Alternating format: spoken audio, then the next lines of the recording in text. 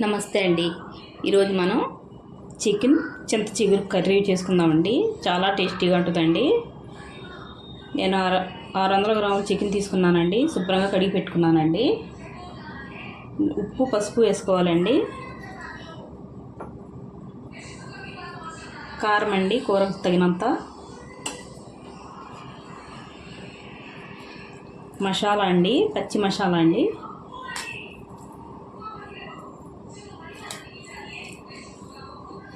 మూడు స్పూన్లు వేసానండి. ఇవన్నీ కలుపుకోవాలండి ముక్కలకు పట్టేలాగా.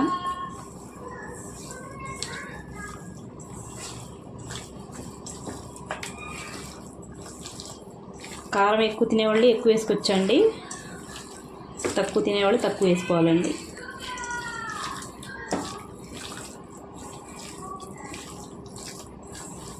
ఇంకొద్ది పడుతుందండి మసాలా. నేను పచ్చి మసాలా వాడతానండి.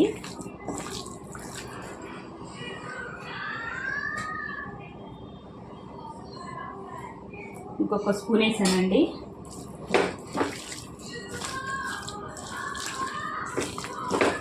ఒక 15 నిమిషాలు నానబెడితే సరిపోతాయండి ముక్కలు. నానిన తర్వాత చూద్దామండి.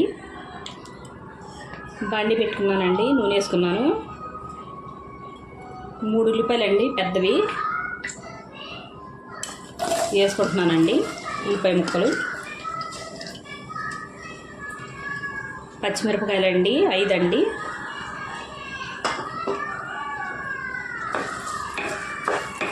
పచ్చిమిరపకాయ ముక్కలు తర్వాత వేస్తానండి. ఉల్లిపాయలు వేగాలండి.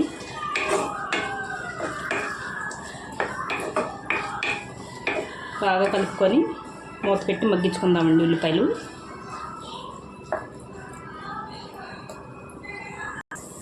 ఉల్లిపాయలు చూడండి బాగా ఎర్రగా ఎగినాయండి. ఇప్పుడు 1/2 గంట నానబెట్టుకున్న మాంసం వేసుకుందామండి ఇందులో.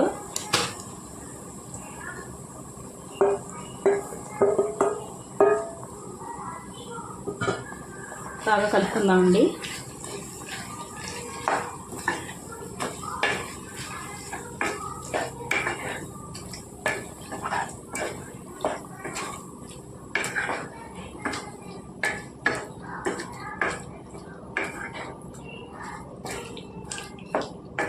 ఉల్లిపాయలు కలిసేలాగా బాగా కలుపుకోవాలండి. ఇప్పుడు పచ్చిమిరపకాయలు వేసుకోవాలండి.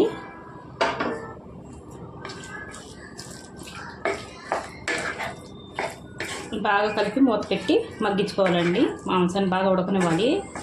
మాంసంలో నీళ్ళంతా బయటకు వచ్చి ఉడికేలాగా ఉడికించుకోవాలండి. మూత పెట్టి వండుకుందామండి. ఇప్పుడు చూడండి నీళ్ళన్నీ బయటకు వచ్చేసి బాగా నూనె పైకి తేలేలాగా ఉడికిందండి మాంసం. ఇంకొద్ది ఉడికితే సరిపోద్దండి. చూడండి ఉడికిందండి.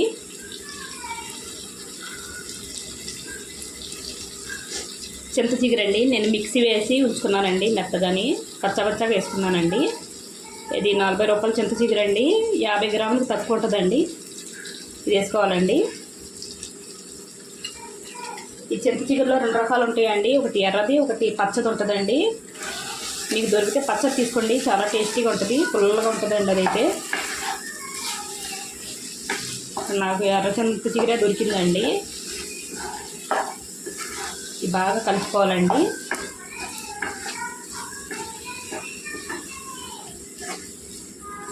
కొద్దిసేపు ఉడకాలండి చింత చిగురు వేసిన తర్వాత. చూడండి చింత చిగురు మగ్గిపోయిందండి. కనిపించదండి చింత చిగురు గోంగూరలాగా. ఎక్కువ వేసుకుంటే కనిపిస్తుందండి.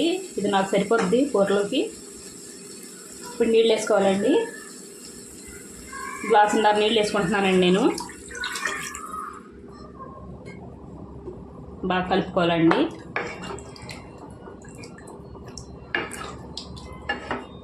ఉప్పు అన్నీ సరి చూసుకోవాలండి. ఇప్పుడు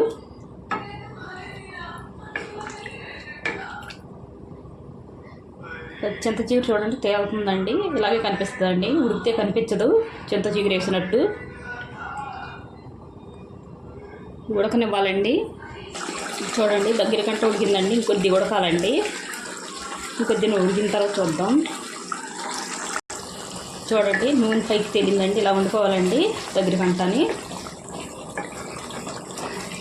ఒకసారి మీరు చింత చిగురుతో ట్రై చేయండి.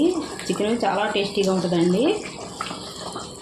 మీకు నచ్చితే లైక్, షేర్, సబ్స్క్రైబ్ చేసుకోండి.